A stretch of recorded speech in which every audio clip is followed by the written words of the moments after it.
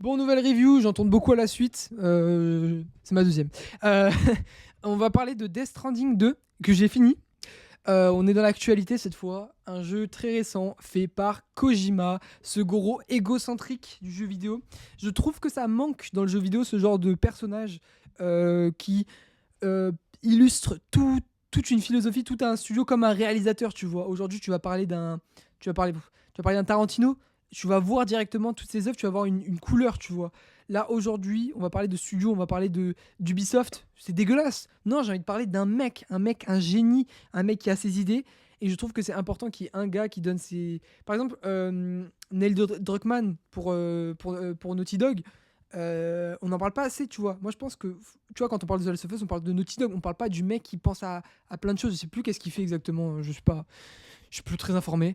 Mais voilà, je trouve que ça manque ce genre de pseudo-réalisateur de jeux vidéo. Tu vois, comme Miyazaki pour les From Software.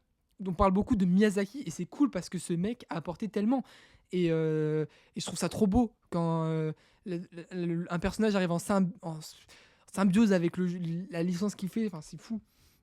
Du coup, Death Stranding 2, qui est la suite d'un premier jeu qui a énormément divisé, qui était le 1, que même moi j'ai eu énormément de mal à faire. Je me rappelle qu'en fait, c'était une époque où c'était impossible d'avoir la PS5. Moi, je l'ai eu très difficilement. J'ai dû prendre une offre avec 3 jeux dedans: Ratchet Clank Rift Apart, Ratchet Clank, ma licence de cœur. Je vais peut-être pas en dire trop.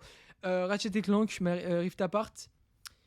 Il y avait quoi? Spider-Man Miles Morales et ce fameux Death Stranding. Les deux premiers qui se finissent en 10 heures, qui sont bien fast-food, je me suis régalé et tout. Death Stranding, j'ai eu du mal. Je l'ai même pas fini, je crois que je l'ai revendu avant de le finir. C'est qu'il a respawn dans le PS Plus extra, et c'était à une époque où j'étais déjà un peu plus wise. J'étais un peu, je sais pas comment traduire, parce que sage. J'étais un peu plus, j'avais une vision un peu plus globale du milieu, etc.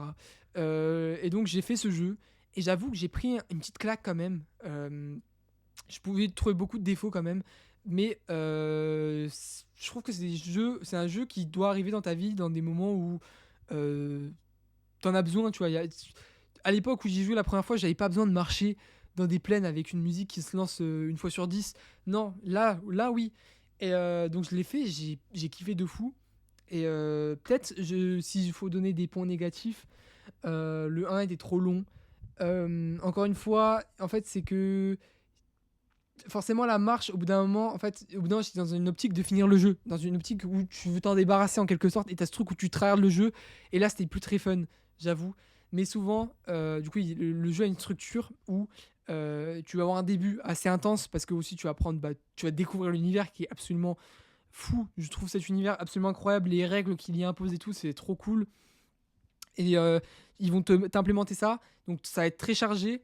T'as un milieu qui est assez beaucoup utilisent le terme de ventre mou qui est parfait en vrai parce que c'est littéralement ça, c'est vraiment le début, c'est ça, le reste du jeu c'est calme, et la fin qui remonte très très très haut, la fin qui m'avait absolument choqué. J'étais jamais été aussi j'abuse, mais ça m'avait vraiment ouais, j'étais en mode mais putain, wow, c'est beau, enfin j'aime bien ce que je vois et tout. En fait, t'avais un peu cette impression que c'était un peu de la branlette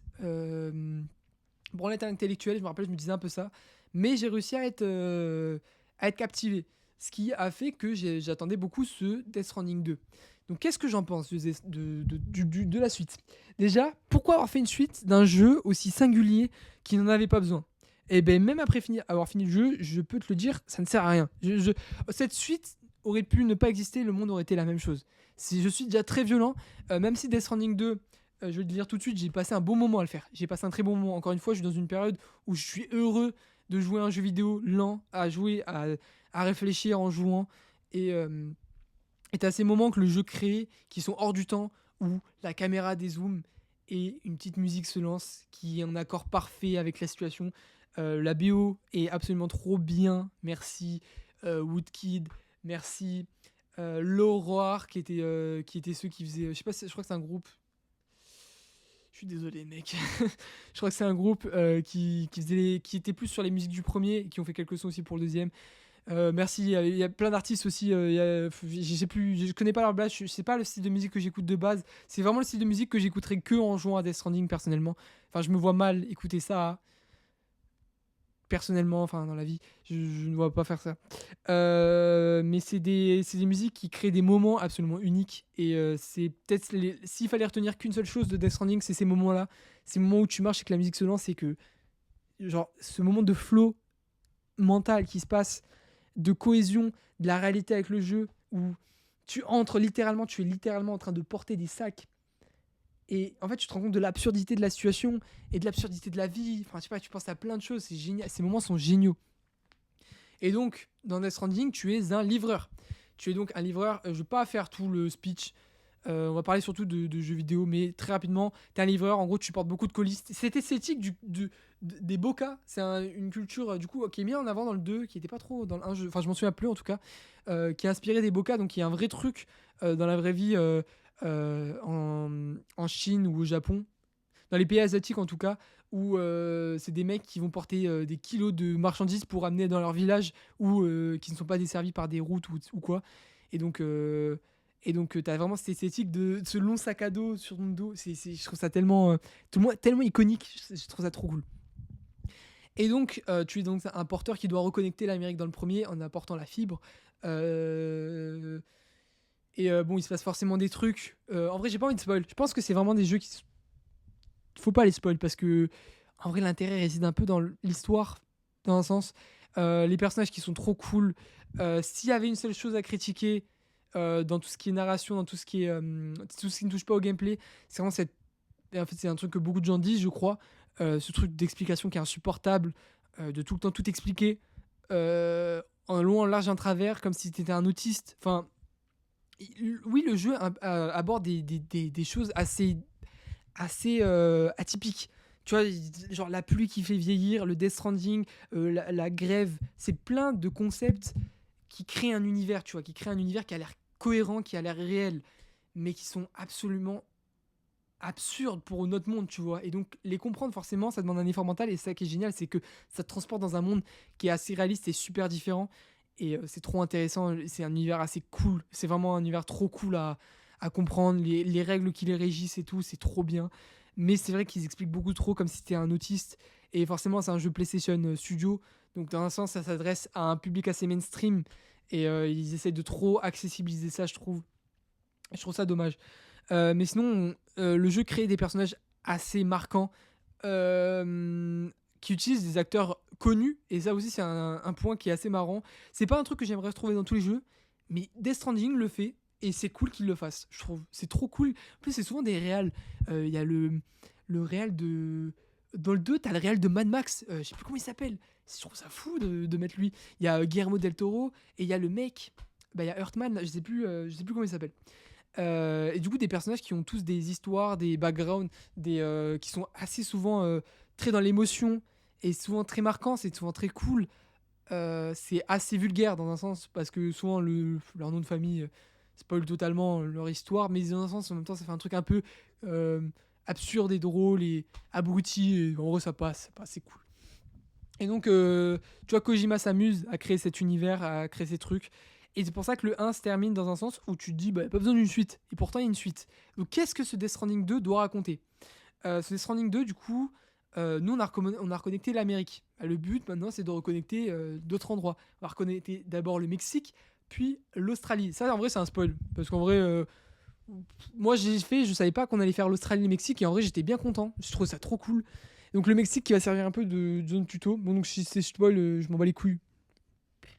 Euh, le Mexique qui va servir de tuto, qui est magnifique. Ah ouais, le jeu est sublime, le 2 est sublime.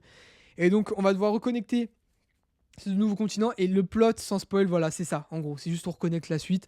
Sam a le bébé. Non, ça va partir trop en couille. Mais en gros, le bébé a grandi. Bon, il se passe des choses. C'est à vous de voir. C'est assez cool. Mais encore une fois, c'est assez... Je trouve que c'est assez mal... c'est mal utilisé.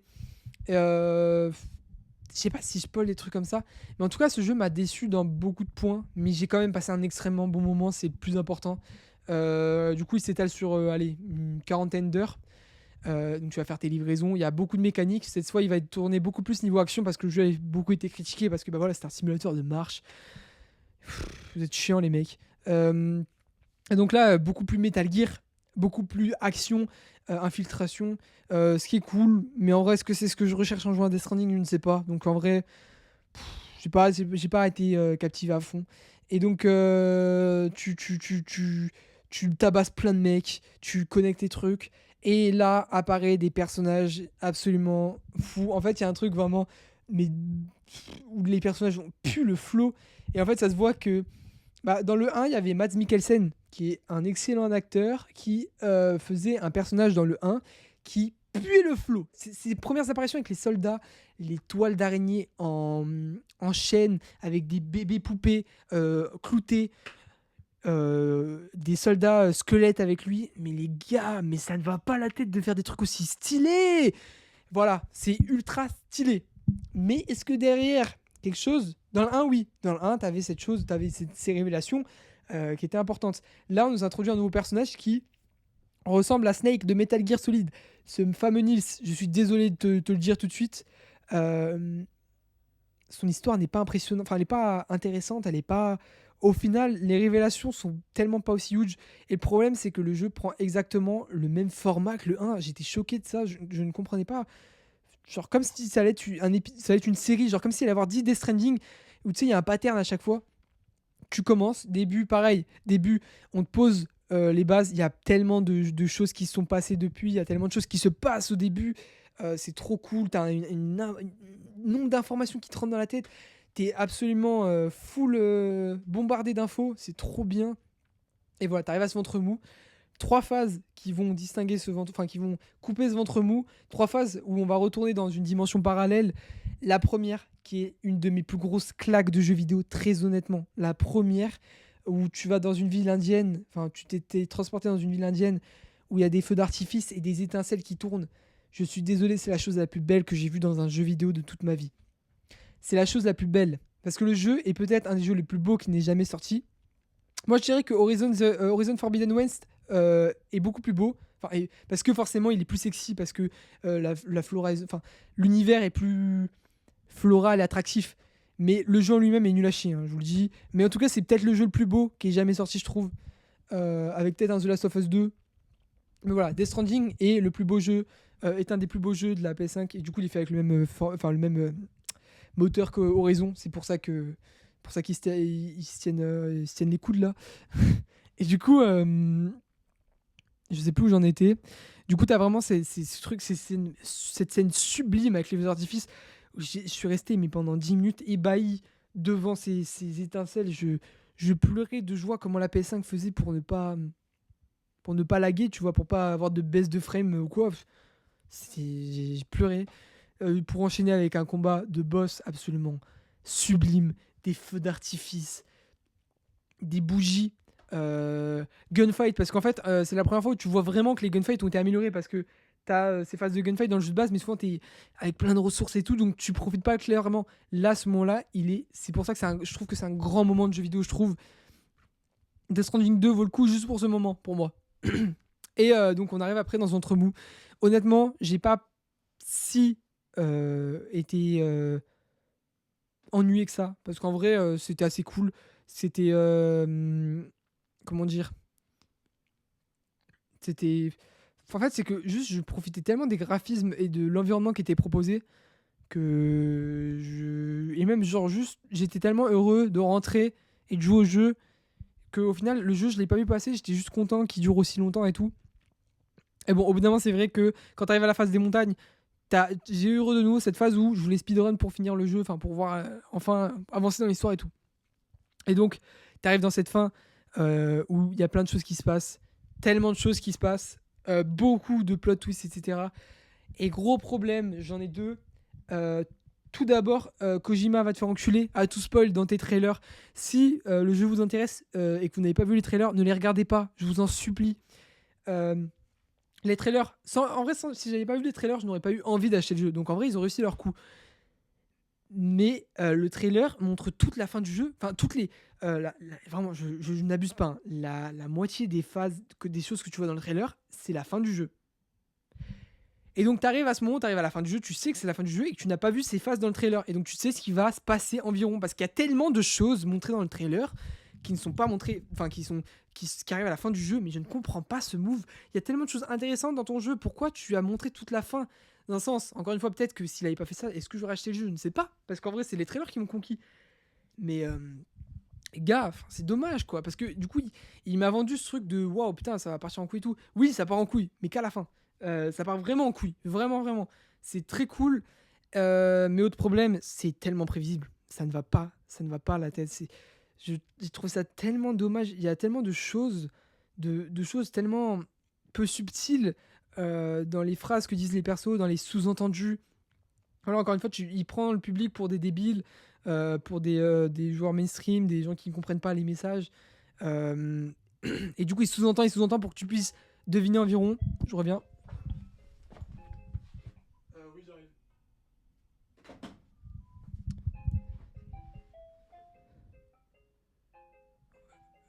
Ça va s'arrêter. Putain, merde.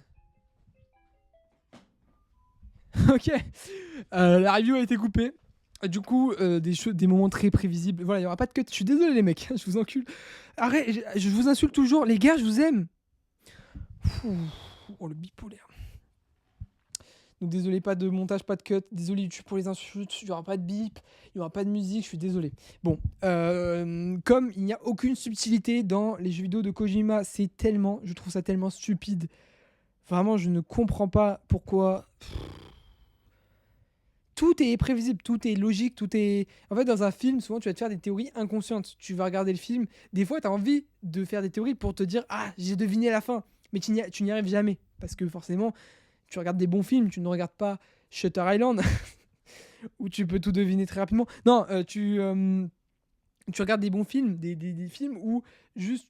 Déjà, il n'y a pas forcément de plot twist, hein, mais genre juste où tu essayes de prévoir la fin, tu ne prévoiras jamais la fin.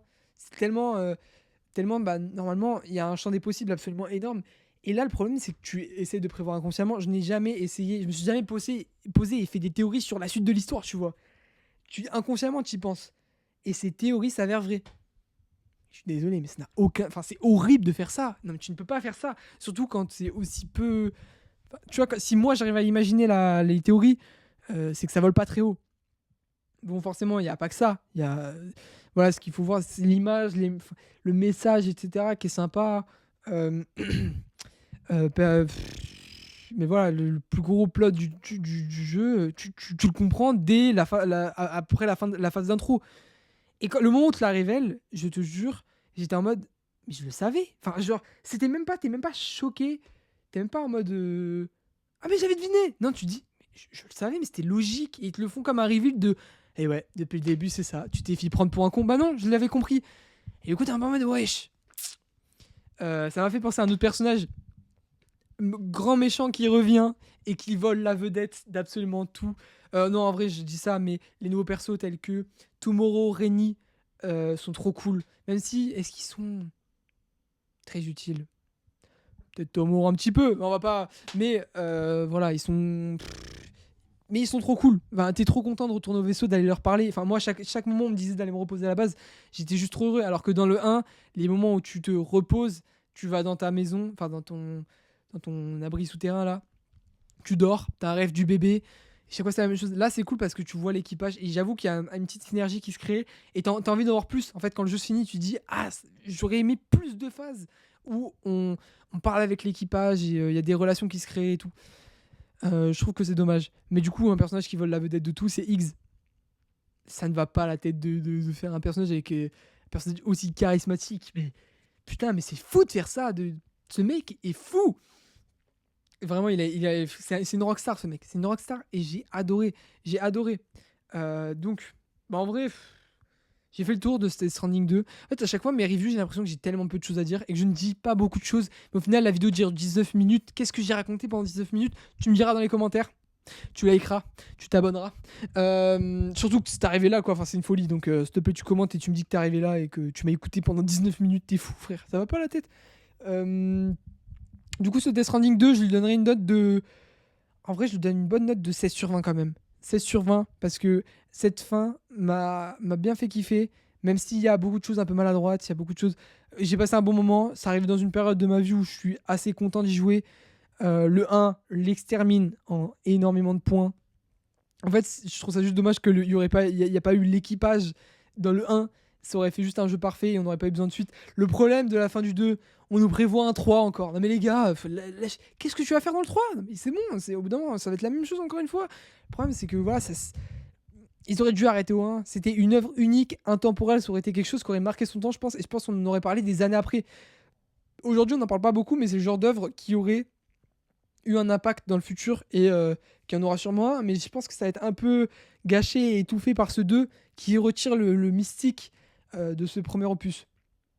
Bon, c'était la review de Death Stranding 2. J'espère que ça vous aura plu. J'espère que. Dites-moi votre avis sur le jeu si vous l'avez fait. Je suis même pas sûr que. Bon, tu me parles. Bon, allez, ciao.